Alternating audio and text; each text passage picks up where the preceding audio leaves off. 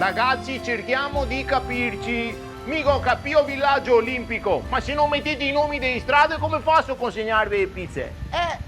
Certo che so già qua. Come l'ho fatto? Sono partito da Venezia, ho preso il ponte della libertà, egalità e fraternità e sono arrivato a Parigi.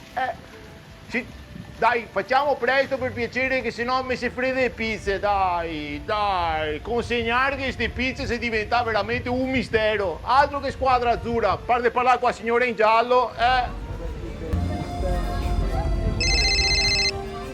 Vieniamo da Mestre Rider con furore. Buongiorno signora, mi dica, quando le consegno le pizze, dove? A Mestre? Guardi, un quarto d'ora, 20 minuti sono da lei, il tempo di fare il giro. Sì. Non si preoccupi signora, intanto gliele tengo in caldo. Non si preoccupi. Salve, ciao. Sì. Pronto Kevin? Ascolta, ordina würstel, patatine, mozzarella, tutto, ordina tutto che qua vuole tutti quanti le pizze. Ecco, si lamenta tanto che praticamente non si mangia bene al villaggio olimpico.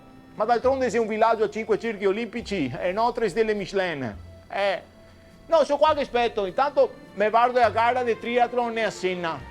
Si sporca l'acqua. No, comunque secondo me vinse a Pantegana in corsia 5. Sicuro.